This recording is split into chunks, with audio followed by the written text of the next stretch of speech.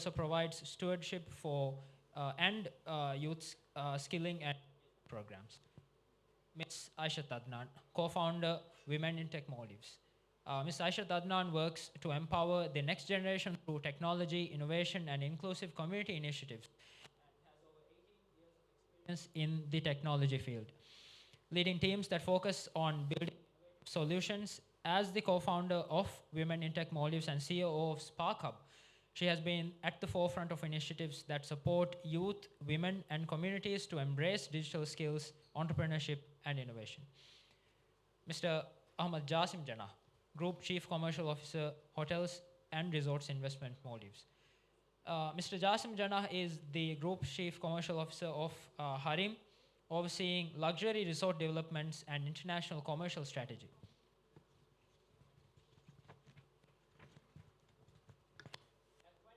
He also leads Harim's Marine Division Polaris Navigators, advancing yacht chartering and high-end boat building.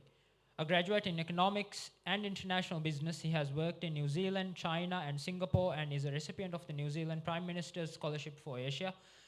Jasim also serves as country director for the Commonwealth Enterprise and Investment Council, connecting Maldivian entrepreneurs to global trade. Known for his quiet leadership and value-driven vision, he is shaping the future of Maldivian luxury with a focus on environmental integrity and human-centered design. Welcome to the panel, all three panelists. I think we have quite a good topic, right? It's creating futures through innovation and empowerment. And when we talk about youth in transition, I think the areas from which all of the panelists here present are, I think, very much relevant in terms of how we can approach this topic, how we can actually dissect the topic a bit further as well. First, I do have a few questions individually for each of the panelists. I'll dive straight into it. The first question I have is to Ms. Mazina. Based on your work with local youth, Maldivian youth, what is the single most urgent barrier preventing local youth from transitioning into entrepreneurship and leadership roles? And how can UNICEF adapt its youth engagement models to actually counter them? Thank you for the question. For the last 3 years, UNICEF has been testing at a small scale on how to transition young people, particularly those in need, which mean neither in education, employment, or training, from school to work and to life, and by work, also exploring, giving them the opportunity to explore the world of entrepreneurship. The biggest difficulty or the challenge is, lack of a structured, real-world exposure to the entrepreneurial ecosystem and access to that. Through our programs, young people learn, for example, the basics of social innovation, which basically is about young people trying to solve a community problem, a lived reality for them, and coming up with a business model to sustain that solution. For something so pertinent, they gain the skills, the basic skills at least, which we call, the methodology calls design thinking. And into it, we also incorporate entrepreneurship, which has basic financial literacy and some basics of financial model, etc.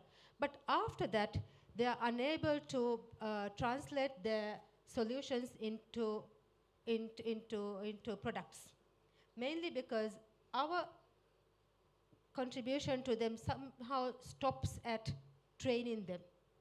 And then we hope against hope that they will find an incubator.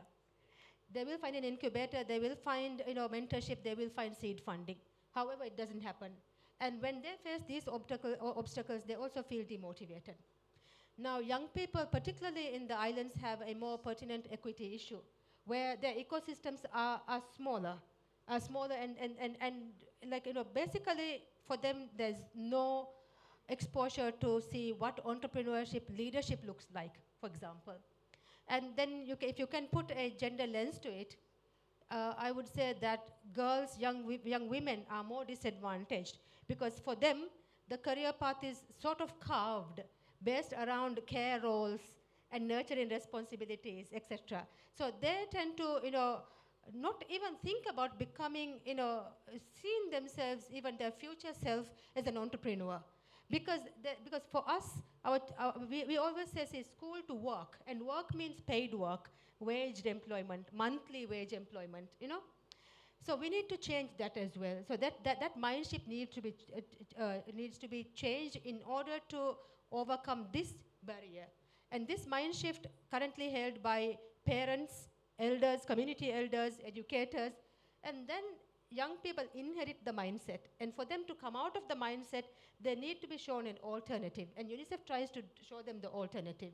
And the way we have adapted our program is by trying to co-create the program with them so that the program is relatable to them. And we've also tried to work with local councils so that local councils can help us find what we call shared value partnerships, which basically means not all the funding for the training program goes from UNICEF. For example, the council might contribute in kind, like the venue, which is also a big cost saving for us as well. Somebody else might need. What we need to do more is to reach out to local entrepreneurs and see what kind of contribution they can offer to, and to CSOs as well, because CSO has a strong advantage in advocacy and mobilizing the grassroots. Particularly, as I said, our work is centered around young people not in employment, training, or education need. And they are the very vulnerable group, which even we cannot. An open call is not able to mobilize them.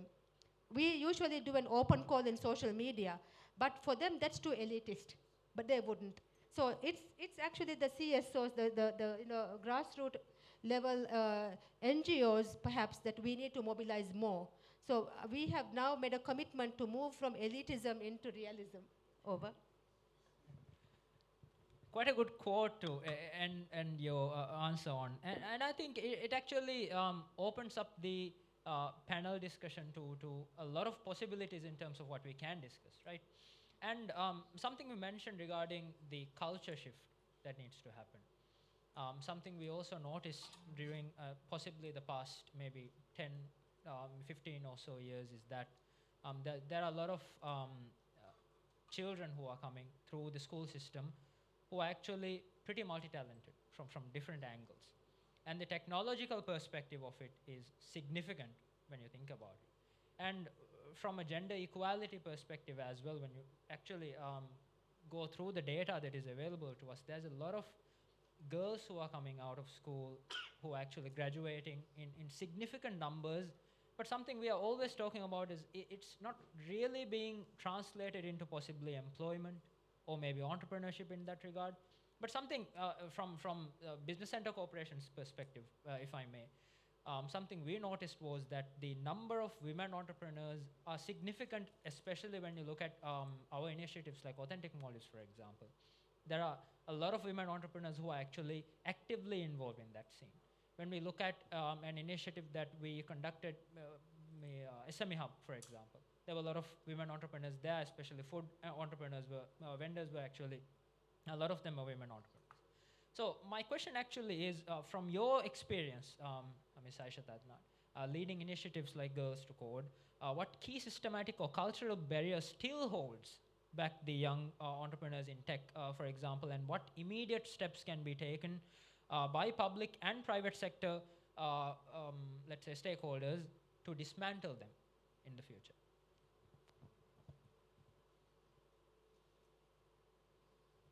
Yeah, this is a very interesting question. I think I echo what Mazi has said. We have the same challenges as well.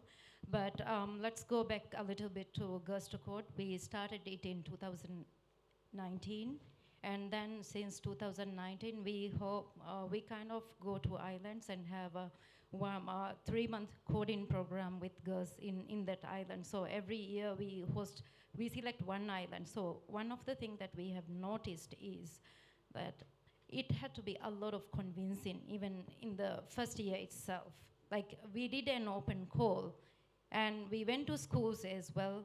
So first thing was like a lot of convincing for the teachers, parents, and also these girls. As Mazi has mentioned, like, they don't they don't even have access to role models, and they don't know like what's happening beyond the island most of the time.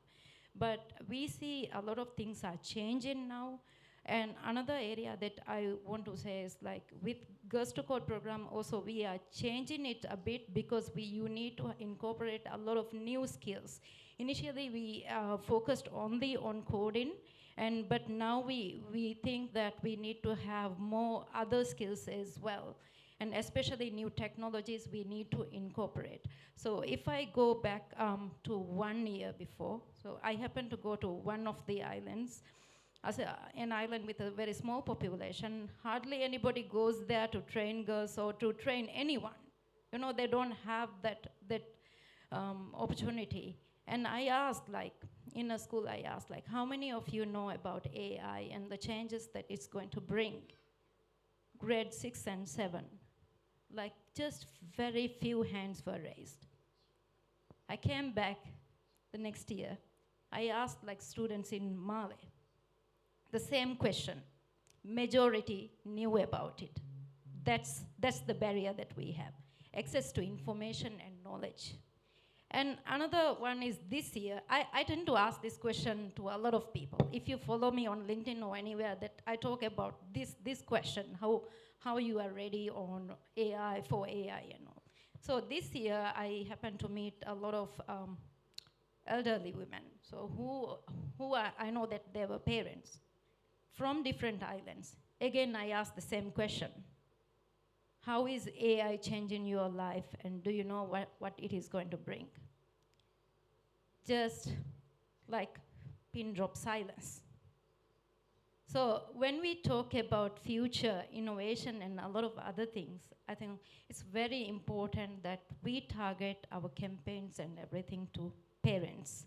Because especially in islands, girls are like very much protected. So as Mazi said, like we need to change the mindset of the parents then only it will work for even girls and boys. I would say that it will be the same. So the way that we provide information has to be very different now. Even like an information session might not work for parents these days. We know we all are on all the social media platforms. If you want to reach them, we need to utilize those resources. Because that is the way that I see that we need to change the system in a way that access to information and knowledge is available. And also the other one is the gap that we have here, the digital divide that we have here, we need to address it first. When you consider universities or education and all, how are we actually keeping aside some part of the population and say that we will run only these programs for this set of islands? I think this is one way that private sector can also engage in and see like how we can give these opportunities to everyone. And another area is for girls. When we started, we said like they need to move out of the country for jobs. If they want to create a business, they want to go to Mali. So these were some of the questions the parents had. These were thoughts they had. Like when it comes to tech and all, I think we need to promote these kind of information more. Tech is something that you can do while being in your island. And also, we cannot say that because women in our culture, in a way that we are saying that women has a greater responsibility in with children and all. I think tech is a perfect way that you can actually blend both responsibilities while being at home, while being in island, and then still run a business, not locally, but globally as well. Thank you. Yes, thank you. Thank you so much. I think that is a significant challenge that we have in terms of bridging that gap, right? Trying to provide equal opportunities for all local possibly future entrepreneurs, right? And I think once again connecting with that, my question to Mr. Jasim is also regarding what Ms. Aisha Adnan has mentioned about private sector involvement, right?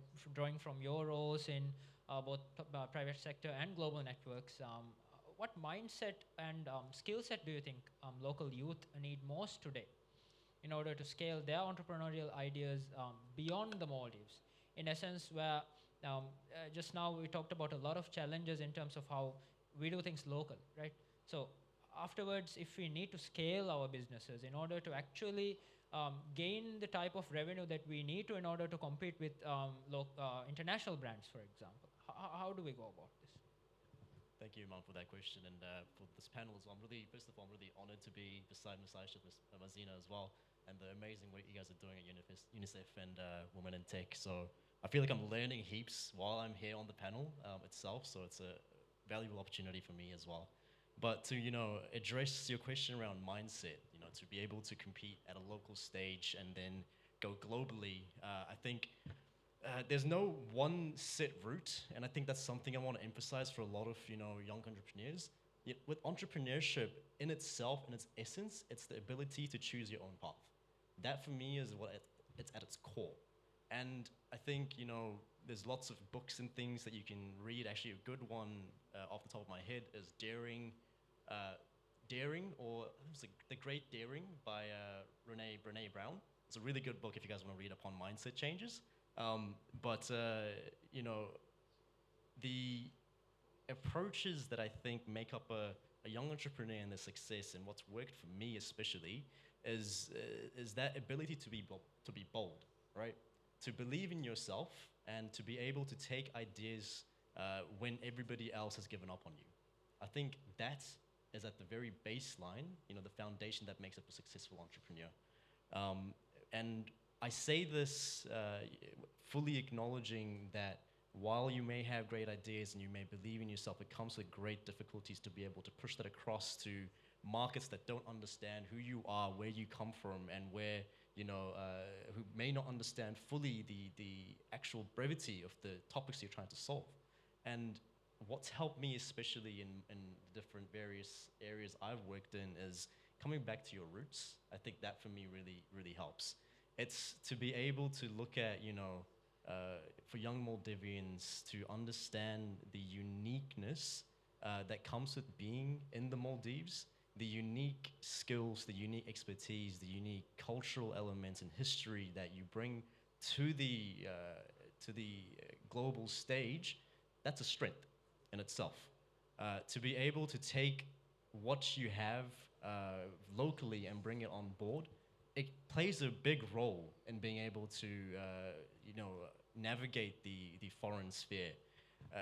When I say this, I guess a lot of times people have these ideas, and I was having just a discussion with you before, Saishat, about how, people have these great grand ideas in tech, and other areas, but they don't have a way to push it forward.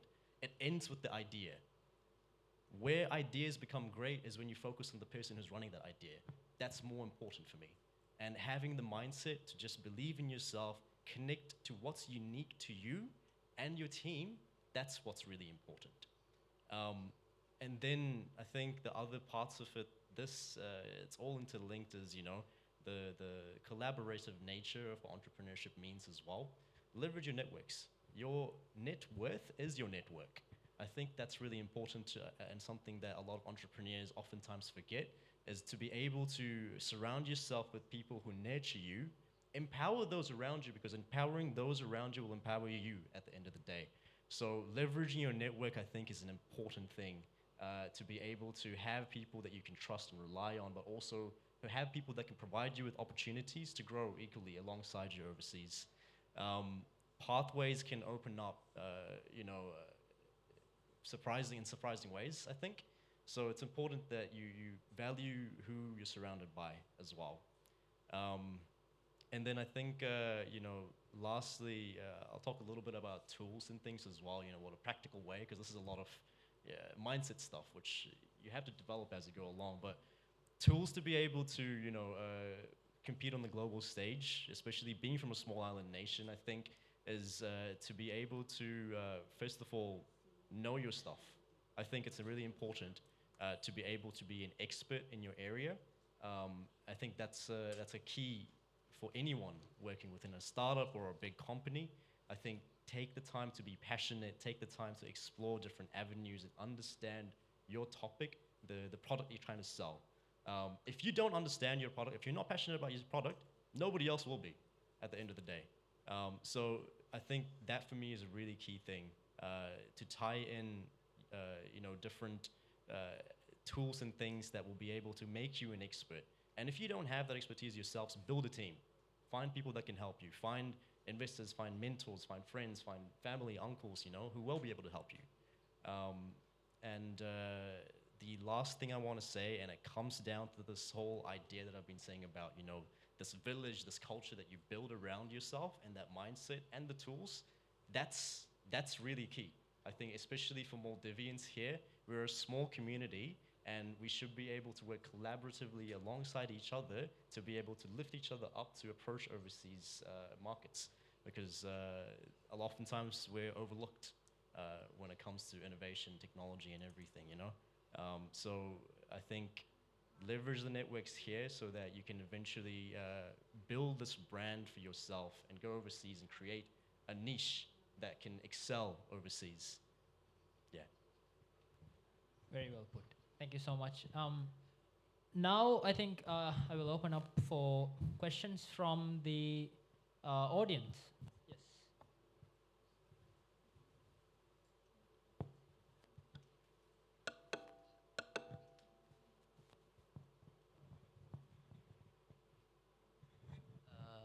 Hi, I'm Rayo. I am the co-founder of Etola. We are an artificial intelligence research nonprofit. So we just recently registered. So our goal here is instead of building another large language model, we want to start bottom to top from the models, right? Which is to build a set of technologies, to build a bunch of AIs that can understand motives and understand the problems around it. And so in doing that, and since everybody on the panel is a stakeholder, what would you say are the main challenges that we should tackle with AI right now in the motives? And what is the pathway for us to expand outwards? Okay, maybe I can start. I think the biggest challenge that we have right now is data. So it's very unstructured, and it's mostly inaccessible. It's there, but it's inaccessible. You'll need to build sort of a network or connections and try to get access to the data. And of course, there are communities like Women in Tech and others also working in this space. Try to connect with them and say yeah, definitely, yeah. I would say there's a huge need to educate the general public and especially young people on responsible use of AI. Currently, many are apprehensive because many think that that's a sinister way to collect intelligence. Therefore, I should not, put up anything about me on the World Wide Web. Perhaps, maybe, who knows? But then there are theories around that, and there are speculations. But until it comes true, I think we have to say now, AI is here to stay. So rather than fighting it, we need to espouse it gracefully and wisely. How to do it wisely? I think it needs a lot of education around it. Educators are worried that AI is going to make their students cheat. But students have always cheated. We cheated. We may appear very pious, but we did all of those things. Not promoting it, but still, what I'm saying is, rather than being too prudent about it, let us normalize responsible use of AI. And that needs to be intentionally taught. And AI is going to revolutionize the way we teach and learn our young people, our children and young people. Because they're going to anyway learn by themselves. So rather than allowing them to learn it the wrong way, let them grow up with it and let them know how to use it. That's one thing. Second thing, it's going to make our lives easier. So we need to change our mind shift. How do I do that? I would say I think I'm the least tech person in this room, and I can say it confidently. But day by day, I have been trying to learn AI because my job prospects now revolve around that. I'm just using myself as an example just so that I'm a safe example. Because in this day and age, no one can take their jobs for granted. No one can take their businesses and their companies for granted because it's a fast evolving world. And technology, whether we like it or not, is changing every aspect of our world. And if we resist change, we'll be like who was that? Samsung, right? And I'm saying this in Nokia. Nokia, yes. Nokia. So most of you know the story of Nokia. So let us not be Nokia. Let us evolve with time, but use it and do it with a lot of wisdom. So for those of you who are in the room as students, as young professionals at your entry-level careers, you better learn how to do AI and use it gracefully, because otherwise you'll be left behind. In your next resume, you should aim to put that as a competency, and that will get you to spaces that you never thought would get you. I think I'll keep it short. I think Ms. Mazina and Ms. Aisha, I think these guys covered it comprehensively. But from a perspective of a young entrepreneur and what you're trying to tackle, I'll give you some practical, I guess, questions that you can ask yourself while you're going on this journey. My background, originally, I was never in construction. I was actually started as a statistical economist at the Ministry of Housing in New Zealand. That's my background. So when I came here for the first time, when I was looking at the Maldives and I was looking at the data that's available here to build a report that I was, delivering to overseas investors, there's nothing. There's either data that's been established by government or private. But that is an opportunity for us to explore and Exactly. build upon that, right? Exactly. And yeah. so what that means is ultimately in the Maldives, we have a lot of opportunity. Yes. Something that's never been done. We Yeah. have that opportunity. Yeah. So that means we have that opportunity to build our own technologies, to build Yes. our own frameworks, Yes. and find something that works, right? Exactly. So that's not a thing to be concerned about, Not at something to all. celebrate. Not at all. Exactly. Yeah. And that's something I was going to kind of play on, is the fact that there is that lack of data available.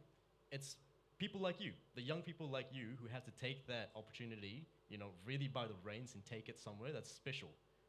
But to break it down into practical steps, you need to ask yourself, like, what areas right now are most important to build that data on?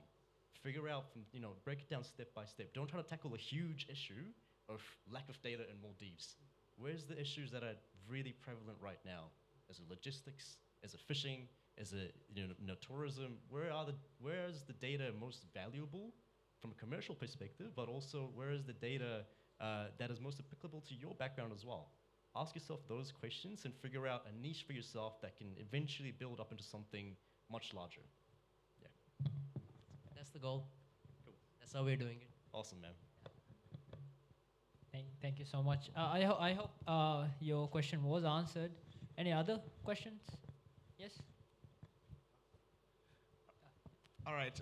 My question here is, people are crazy about AI. Virtually all government, private institutions in the United States, other advanced nations as well. But the question is, so far it's not yielding significant return on investment. Some even question whether it might even lead to depression, just like we had in the 19th century, the Train Depression. We had the internet bubble and things like that. So what can you say to persuade governments and investors who are really passionate about AI to say that, oh, hang on, there are opportunities maybe in the future, just like opportunities emerged after the internet bubble. So most likely, while we are not we are not generating good return on investment for now, but something might come out of the AI that will yield a better investment. So what can you say about it? That's a really good question. I think return on investment for AI it's very niche at best at the moment. Commercial viability is oftentimes overlooked by large investors, by angel investors, not just angel investors, but also large funds as well. And I think the biggest thing and opportunities that I can see here in AI is to be able to apply that to industries, and to be able to sell that back, the data that you collect to relevant parties who can use that AI to either develop skill gaps, educate, or to be able to, optimize pathways within inefficient structures and companies or industries. That, for me, I think is where the ROI is. I think it lies not in large funds. It doesn't lie in government funding at all. It lies in the private sector. It lies in finding opportunities that are niche, that are applicable to those kind of industries. I'll give you a quick example.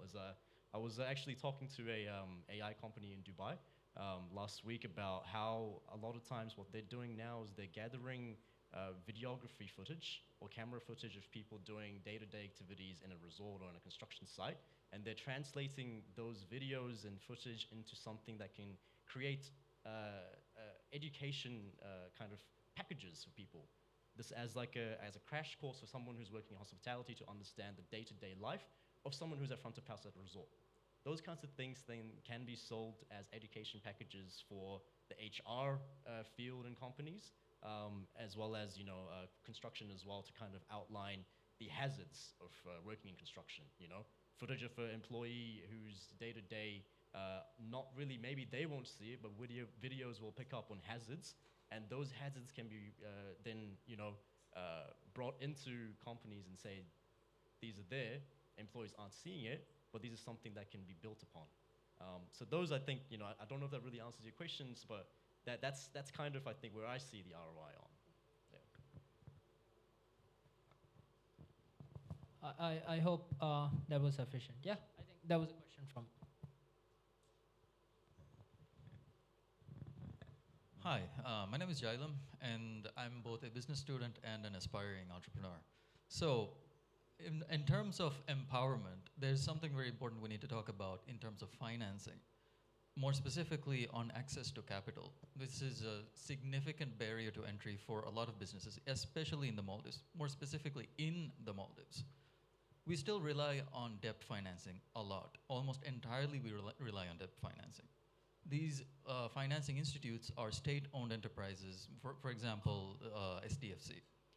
But the problem with this is recovery issues as well. We have businesses that succeed, some businesses that don't succeed, and the problem with this is the inadequate criterion used to assess whether a business will get or be denied access to capital because of a generalized approach. The solution here is something that I've talked about in various different in conferences and other gatherings. It's creating a culture for equity financing, venture capital, bootstrapping. So based on this and the considerable disparity in wealth distribution in the Maldives, what do you think can be done to encourage or create this culture of investment? Because, for example, when we hear names of popular investors, we first hear their names and we then attribute the investor title to them. It doesn't come before attributing investor title. This is the kind of pride we need to have in the Maldives as well in terms of investment. So what can be done to promote this culture? Would it be creating investment banks? Would it be creating investment networks? The average individual doesn't have access to this much capital. So how do we empower these businesses? How do we empower these individuals?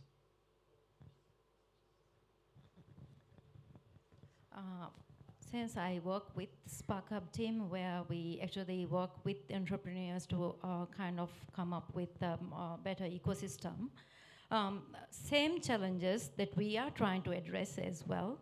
I'll consider two sides. One is that the knowledge of capital financing within the entrepreneurs itself. Because there have been times like we were actually trying to facilitate some sort of investment for entrepreneurs, and like giving away that 1.11 or 0.1% is very hard for, So I think that mind shift also needs to come. Another area that you mentioned is whether investment banks are going to help or not. I think one of the things is we need to keep or change the policies that we have. It's when the startup world yeah, they just put mostly on paper, but when you see the strategies and actions that comes out, it is mostly designed for medium enterprises or very large enterprises. So that policy shift needs to come in. And also another area that we see is we do meet angel investors as well, but they don't really want to come out. So a lot of people don't know whether they exist or not, what is the best way to approach them. So I think there is a system issue here that the government needs to change. And another area is that I would say not to limit to Maldives. Try to find investors and or reach out to people who are not only in Maldives but other places as well. Because you cannot wait for system to change and then your idea you will need to refine and again work on it. Yeah. I think I echo a lot of what Ms. Asha said. I think the gap isn't your fault, young entrepreneurs. It's not with you guys. It's not with the ideas. It's not with the skills and expertise you bring to the table at all. It's a systemic thing. It's the fact that we don't have regulations in place to facilitate angel investors and investment banks here at the moment. So in order to be able to do that, I think the first thing that needs to happen is to create investor confidence in the country itself. And I think that comes with, you guys are doing the job at the moment. You know, I'm really happy to see people, young entrepreneurs who have such bright ideas and enthusiasm, that's what builds investor confidence. It's the ability for investors to see a market and see people that are willing to do what's needed to get their return essentially on the investment, right? On a larger scale for us as well, you know, a lot of our projects and everything that we do, it's reliant on investment from overseas. And for us, what really is important is to ensure that what we do well. We do at the best, you know, level and standard possible. And that, I think, goes to a lot of the companies here in the Maldives to be able to build that investor confidence. I think it's important that we work together in order to facilitate that. And I think for young entrepreneurs, for you guys, what's applicable here is to reach out to companies like that, to reach out to them and to understand what they're doing, what are they doing right to build that investor confidence. Leverage their networks again, you know, your net worth is your network, right? And another thing I think that's more practical for young entrepreneurs to do is to attract angel investment, even though we don't have systems, and I'm not an expert at all on this, but to attract, you know, more investors and things into the market, you know, I think crowdfunding platforms, that's a way to go. I think create more access for people, not just overseas, but here on a regional basis to be able to, you know, crowdfund for you guys. And I think, you know, having associations, having groups that can attract those people here to be able to do that is important for young entrepreneurs. So that might be an initiative that one of you guys can pick up on at some point. Yeah, I think I'll leave it there.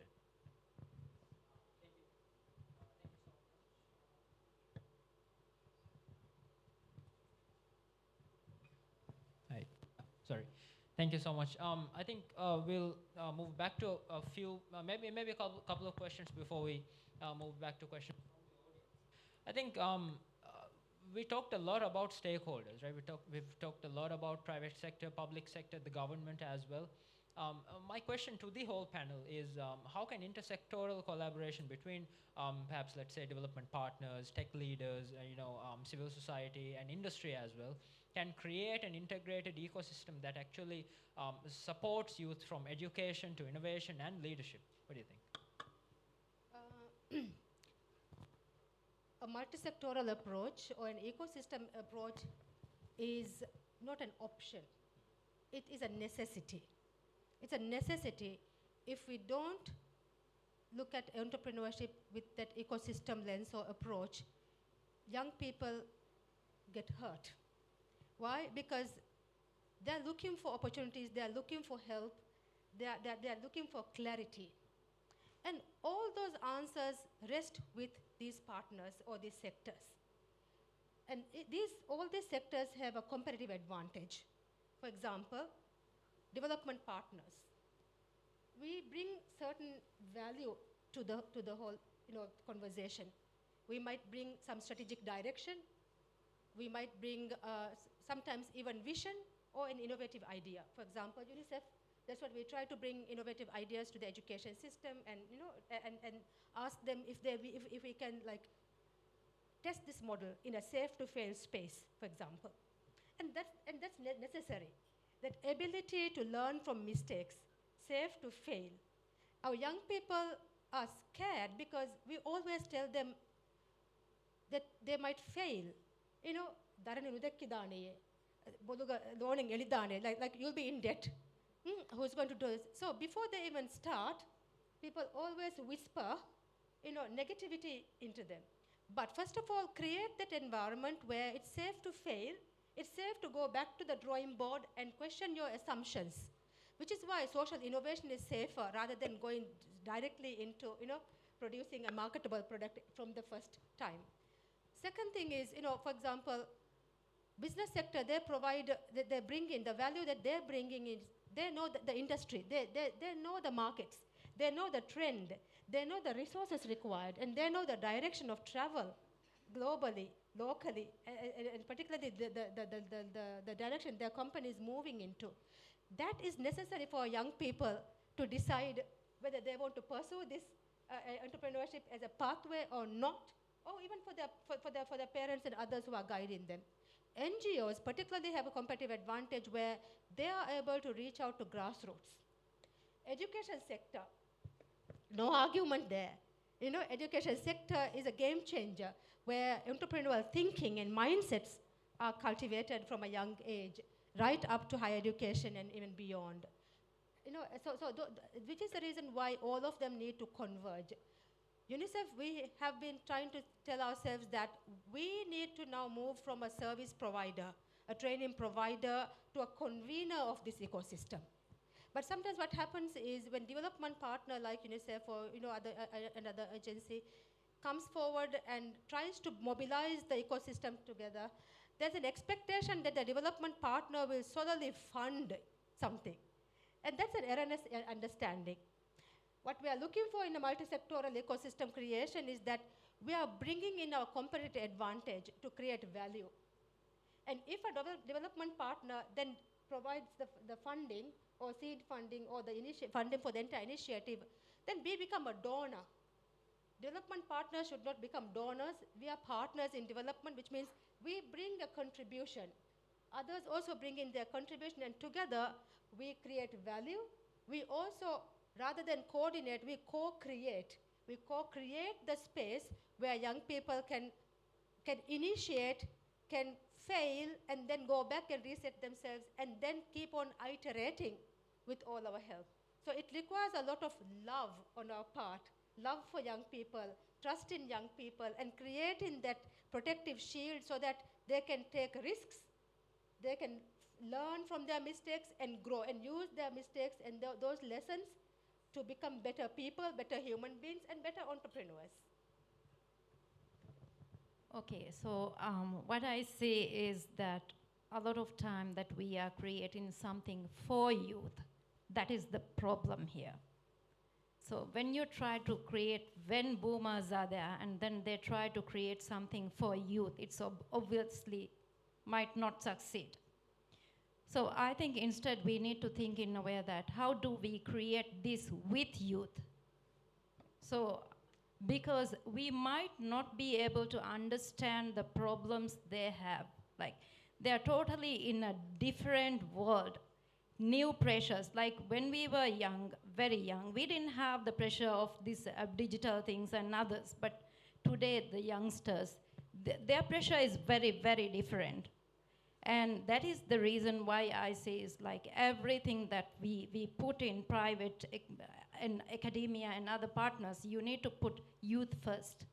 And I think UNICEF has one of the programs where youth are leading. That is an excellent program which I have seen. And working as a CSO or a community partner in many of the programs, what I see is a lot of times private sector comes and funds and go. I think, as Mazi mentioned, for UNICEF, for the private sector, they have more to offer than funding. Because obviously they can provide jobs, they have the skills, internships, and other products and services as well that they can actually offer to the youngsters. So the role needs to shift. Like traditionally we were thinking like, yeah, private sector will come and fund, maybe UNICEF will fund and others will done and will do it for the youth. I think the whole thing that needs to change and we need to find how we are going to change it. I think the question of how sectors can work together to empower youth and build this ecosystem of entrepreneurship. The answer lies here in Ms. Mazi and also Ms. Aisha. The answer is here with the work that UNICEF is doing and also with the work that Women in Tech is doing. I think providing opportunities for people that are disenfranchised or oftentimes marginalized, filling that gap is really important. I think providing a pathway that people, especially taking example women, I think they don't have oftentimes the mind of entrepreneurship as something of a pathway to them, as Ms. Ashton, both Ms. Mazina mentioned, and I think providing those pathways and everything is incredibly vital, and that's something that all sectors and industries can work together to develop. Thank you for calling out the private sector as a representative of the private sector. I think it is our responsibility to be able to provide those platforms and structures in place to really train the youth in terms of skills development and resources. It does go beyond funding. It goes into something far more than that. It goes into investing in our youth, not just from a capital perspective, but from a talent perspective. I think there's a lot, that the private sector can do to create apprenticeship programs, internships, put them on sites, put them in practical kind of applications of these tools and skills that they're developing in an industry front. And I think that's something the private sector should do. There's many other things, so like providing them with office spaces when oftentimes young people, they are working out of their mom's house or something like that, So it's oftentimes providing that professional space as well for them to be able to have a professional environment to actually build something, surrounded by people in industries that are relevant to them on a daily basis. So, I think my kind of advice to you guys, even though you're chasing your own roots, chasing your own entrepreneurship journeys, is really tap into the private sector. Go for a month or two, get experience from people in industries that are relevant to you, figure out, where established companies and established institutions, how they're functioning at the moment. You'll realize more than just learning from them, but also you'll realize where the gaps are. And then again, network. I'm not going to mention network anymore than I have already, but yeah, it's very important, I think, for entrepreneurship. Yes, I think I can also relate to an extent where, from the perspective of Business Center Corporation, for example, since we're talking about understanding what the youth needs, and we actually held a series of creator confluences in different parts of the country, just to understand, and with the creation of the creative economy and how we were going to fuel it, and BCC being a central cog of everything that has been running so far, we tried to understand exactly what we needed to do and try to understand what the youth and what the creative individuals actually needed. And something we actually came across was that a lot of the things that we actually initially envisioned were a bit far off from what actually the creative individuals and what the youth actually needed. So I think there is a lot of scope for all of us to actually work together and find an avenue by which then we can create a solution for youth and creative individuals in this regard as well. And going forward, I think my next question also somewhat mirrors the conversation we just had in terms of what is one tangible action your sector can commit in perhaps the next year that will directly empower Maldivian youth to become successful innovators or entrepreneurs? After, as I said, 2 to 3 years of testing our current model of social innovation, youth-led social innovation model, I can confidently say that within the next 1 year, we would be very happy to work with higher education institutions and integrate our program into the teaching and learning that's taking place in higher education centers. Because they have the right architecture in place. They have the young people. they don't have an issue of looking for young people like we do, right? They don't have to put out an open call and then hope against hope that young people will come and register themselves for this workshop. So that we would be leveraging what they have, and we'll be happy to provide our social innovation program. It's up for grabs, and then we will contribute however we can. I think from Women in Tech and Spark Hub, we have plans like mostly to design our programs with youth and mainly focusing, especially for women in tech. One is data science and AI will be our focus for next year because we see that there's a lot of demand for it from the private and throughout the world we see that. And then I see that Maldivian youth, they are very talented, like the Fulimadunguri type, they can do anything. So we see that potential, they can do anything. So that is one of the things. And these kind of skills are important because like these are kind of future skills. And if I may go and come up with a figure from the World Economic Forum jobs report, the latest one, it says that 65% of the children who are going to elementary school this year, they will be going for jobs that don't exist anymore in the future. So that means we don't know what's coming. If we play now, it's going to change. But so that means we need to focus a lot on resilience as well. Yeah. I think I've already touched upon this a little bit, and I think a commitment. Companies, as like a construction company, for us, we already have internship programs, we have apprenticeship programs and everything, but I think something that we can change and something we can help facilitate more youth-driven, kind of training is to create a more systemic pipeline to universities, to organizations like Women in Tech, to UNICEF, having those structured pipelines in place so that students can come in, experience the industry itself from our side, and we're not just, again, open calls are difficult. We've experienced that ourselves as well in the private sector. So having structured pipelines in place to build that, I think, is a commitment that we can take.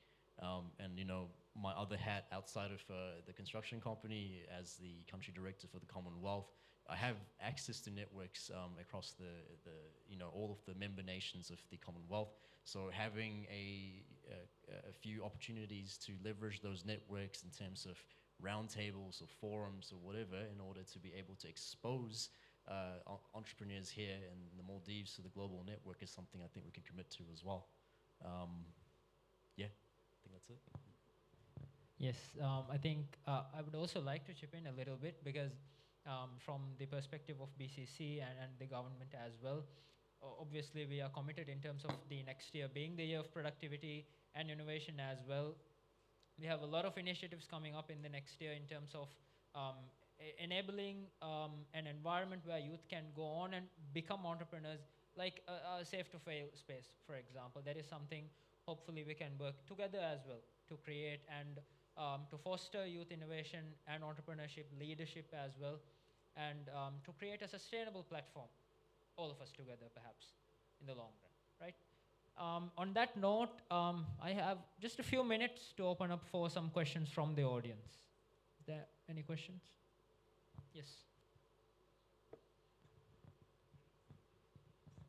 Hi, my name is Nagit. I do a lot of awareness sessions on AI, and based on that, I see a lot of opportunities for the innovation and empowerment of the youth using AI. So my question to you all is, since AI, the AI we talk today is generative AI, which is only 2 years old. So the person in USA and the person in Mali gets at the same price. So this is the first time in lifetime we get the same technology at the same price, a new technology. So Maldivians today should take that opportunity to use generative AI and upskill, because I have done a lot of sessions with youth. I have empowered them where they learn over a 10-hour, 30-hour time period, and people who earn 10,000 go up to 18,000. People who earn 15,000 go up to 22. So these are valid cases which you can use from Women in Core Tech and even UNICEF Maldives, empowering you to learn AI skills to upskill, because there is so much you can do with generative AI. Thank you.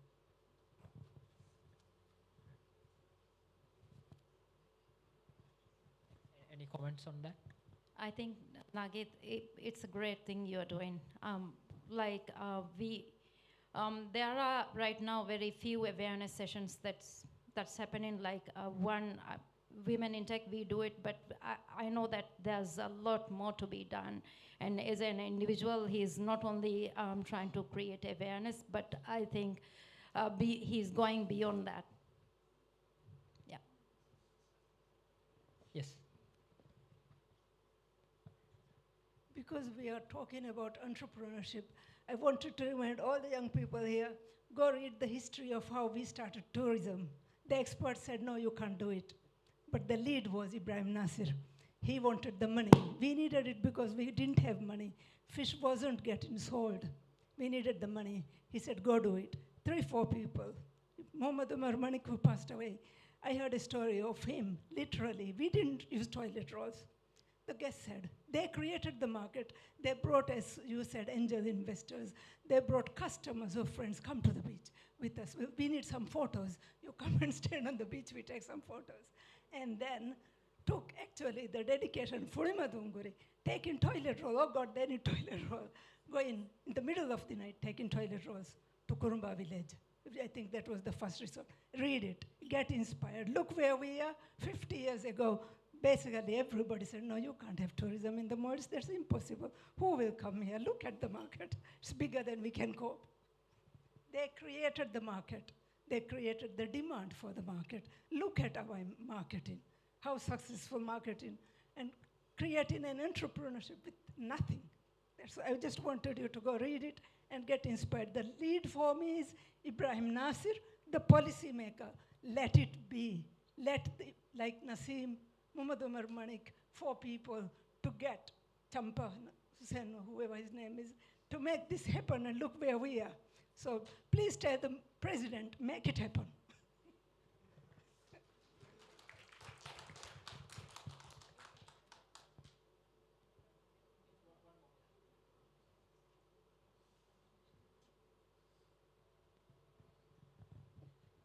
That was a very inspiring speech, and I'm personally also very inspired by that story.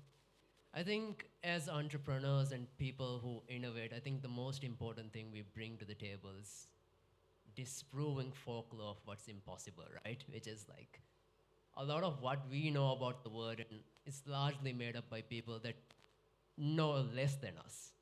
And so that is what really motivated me and to start my NGO, to start AI research, because we believe there's a path forward for the Maldives to not only be consumers of technology, but to create, to innovate, to build not just for ourselves, but for the rest of the world. Because right now, this is the perfect time, as somebody else mentioned here very eloquently. We have access to the same technology, we have access to the same infrastructure that every other major lab in the world is using. And we can do it from right here. So we have no excuses. We should innovate, and that's what we're trying to do. And I think it's really great that people have pointed those out. Not just use technology, but build our own technology, learn how to do it. Yeah. Anyways, yeah, I'm also looking for more researchers to work with me, to innovate with me. So if there's anybody interested, please reach out. Possibly the perfect platform, right? Yes, already we are one.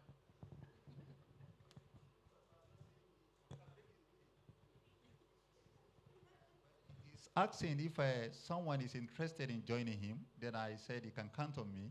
So.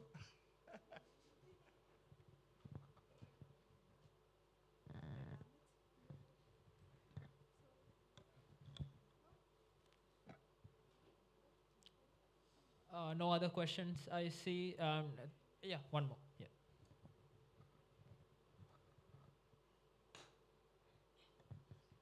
Well, I have these questions actually I have noted. First for Ms. Mazina. She's been, I think, heavily investing on technology particularly developing an SMS for Ministry of Education. What was it called? MIMIS. I don't know when it was buried last. Okay, I suppose it was millions. Anyway, then I think Aishat has actually pointed out the issues that she met. I think she's the person who runs this hour of coding, am I right? Hour of code is, yeah, so, Okay. yeah. But the thing is, you know, in Maldives schools, it's not mandatory or there is no option for the students to even learn computer science. I was in a school where I went beyond the rules, and Mazina once visited me when I was in Fedu school, Adu et al. I mean, how would you overcome this challenge? We have heard the inspiring speech of Dr. Shima right there. And we know that recently we have developed a bank called Development Bank. And we have heard that a very good CEO was put in there. After a few months, I saw in the newspaper article, CEO was filing a case against the government because he's not been paid. I mean, I don't know what to say. We have heard about the inspiring stories of Nasir, our former president, and now what's going on, and maybe later future, I don't know what would happen. I just want to ask this question. What's the way forward? How are you going to overcome the problem that you face in the island? How are you going to run a successful program, Azina?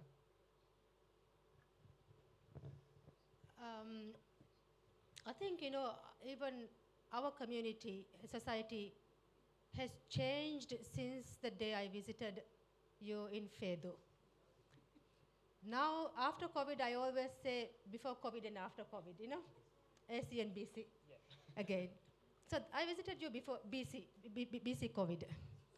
And every year we see that technology, as I said, is changing so fast. Every year, every day, I feel we are being left behind because we are not doing enough. Particularly, you know, the education sector, school education and higher education included. But other sectors are moving.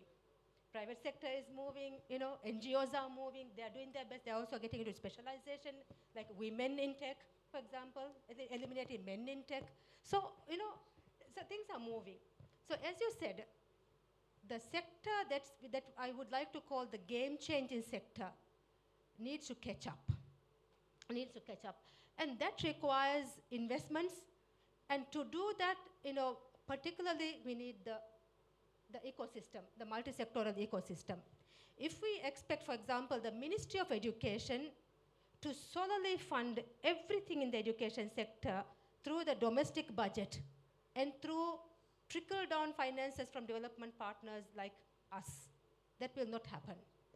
That will not happen. But today, there is no way we can become a 21st century education system that produces 21st century learners that are prepared for 21st century workforce. There's no way it can happen without bringing in the necessary transformations, one in education. And that transformation can be accelerated only through digitalization. Digitalization. Not digitization, digitalization, incorporating technology into the teaching and learning processes. And that has to come with the realization in the larger ecosystem as well. What I'm hopeful now is that the government has ushered in a Maldives 2.0, a vision that aims to transform the economy into a digital economy. And that for me starts with education systems. School education, general education, higher education, all of that. So I think that should be a green signal that all education institutions transform themselves, you know? And that, I don't have a solution to how to fix the EMIS. I really don't. If I had one, I would have fixed it before COVID. Right now, it's again been iterated, but not with UNICEF support this time. But we've given our learnings. You know, consider that as a safe space to fail. Going forward, you know, digitalization of the education system, digitalization of the commercial sector is the way to go. And I think the change can be created in one area, and then the rest of the change will be like a domino effect. wait and see, education sector will be forced to catch up. Will be forced to catch up. Right now, what we are trying to do is not just let them happen that by chance, but intentionally create transformation. Create a transformation, as you said, for example, right now, by creating the need to form, to become increasingly digitalized. Starting with, for example, how do we address the equity issues in the education system using technology? How do we create high quality education, teaching and learning, for example, using online and hybrid learning methods? So currently, what we are trying to do is do a scalable model in selected small schools to see how small schools can be, turned into hybrid schools by connecting them with, for example, hub schools, schools that are leading the way for digital transformation. Again, it must be tried and tested. Secondly, we need to create the human capital required for this change. And learning institutions must intentionally invest in building human resources capacities. And it should be an intentional decision. As Dr. Shima Said said, do it means intentional. It's an intentional decision and not let it be a process of evolution. So I'll just stop here and see if another panelist has a contribution. Okay, I have a comment. I almost thought when COVID came, yeah, education system is has transformed. Like you all believe, right? Online classes and teachers, most of the teachers were Google certified, I think. There were a lot of things that were happening, but right after COVID, again, we went back to the same system. I think if we are waiting for education ministry to catch up, it's never going to happen. As Dr. Shiva mentioned and Mazi mentioned, you need to really think and focus and do it, because we don't have time. We don't have another 5 or 6 years for the students to finish and then go for jobs and then realize they don't have that skills or even do something on their own. So I think it's high time we change. We really focus on that. Yeah. Yeah, I think I have a quick comment as well. I think, Dr. Shima, I think thank you for raising that very inspirational story. It's something that holds, I think, a lot of personal inspiration for myself as well, being in the tourism sector. And I think every day it's one of those stories that compels me to do the things that I do and the work that I'm carrying on with. But I think, back in the 70s when the tourism industry was burgeoning, it was a very different political environment, to today. I think today there's a lot more legislations and regulations and rules that entrepreneurs have to navigate that wasn't in place before. And I think being able to navigate those and understand those is also a skill that entrepreneurs in Maldives today have to understand. And my advice is to not rely on the public sector to be able to facilitate that. I think the public sector is this beast that will keep on going, and that's not something a lot of entrepreneurs have the ability to change. I'm not saying you can't, I'm just saying it's a difficult task. But I'm saying is that it's important to work hand in hand and navigate those spaces. I think the changes aren't going to come from policy. You can hope and wait, but the changes aren't going to come from policy, it's going to come from you. It's going to come from the private sector to be able to drive those changes. Create needs, create demands, create a push, and create movements that drive the policy changes. Create necessities for policy changes to happen. Create an environment where investment becomes a necessity in the Maldives, so that legislations and regulations and systems can be put up to assist you, to facilitate those investments to be drawn into the Maldives. Create communities, create and foster talent that are worthy of investment, are worthy of having confidence from overseas partners who eventually come here and have enough of a drive for the government or whoever is in charge of policy changing to be able to do that. And I think that's what it really comes down to. Is I think end of the day, it's, policy is not something an individual, especially for someone who's young, can change. I think you have to navigate it and create those demands for yourself. Yes, I think we have time for one more.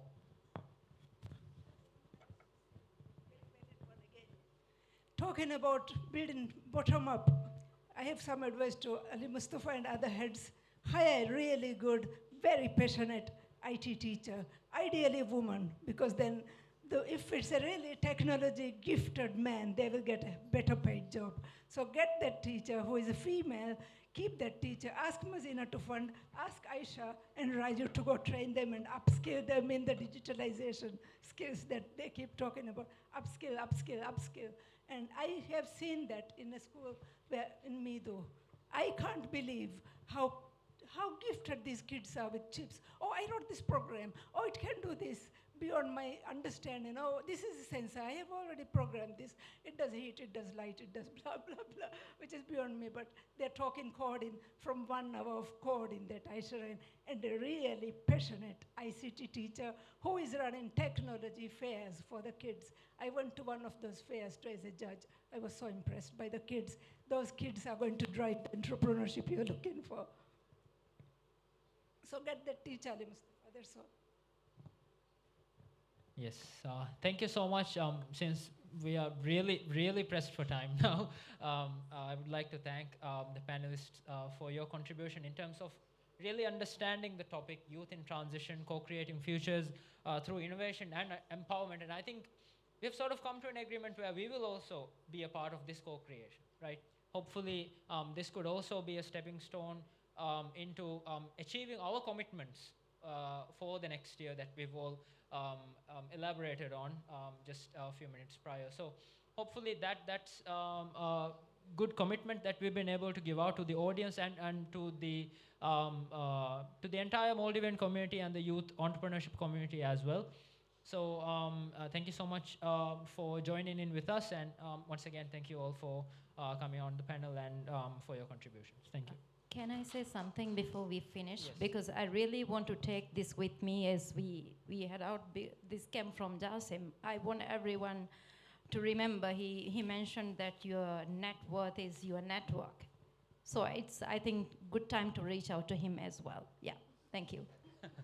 Thank you. Thank you, panel, for the very engaging discussion. May we invite Dr. Damit Gangodavilage, Deputy Dean of Qasim Ibrahim School of Business and Director of Center for Innovation and Entrepreneurship Development, to present the certificates of appreciation to the panel.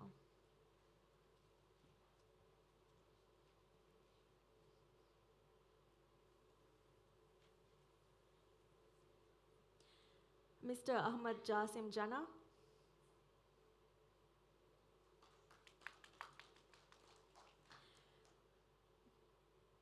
Ms. Aishat Adnan.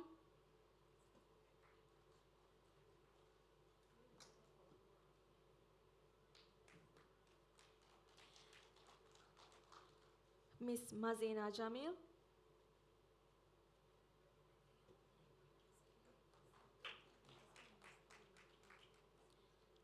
And our moderator, Mr. Muhammad Iman Ahmad.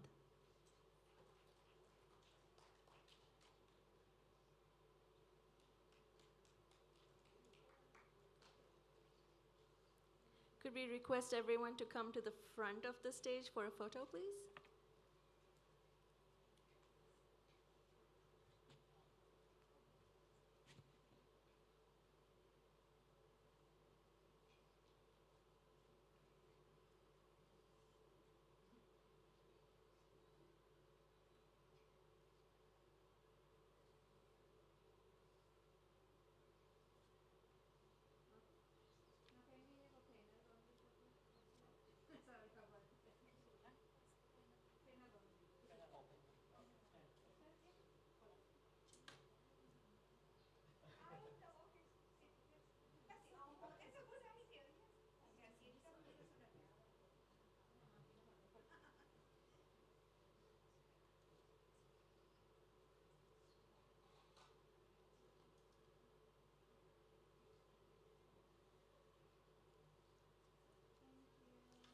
Thank you all. This brings us to the end of the first day of ICSRI 2025. The conference will resume tomorrow. Breakfast will be served at 8 a.m. and day 2 will start with keynote number 2, at 9 a.m. in the hall. Your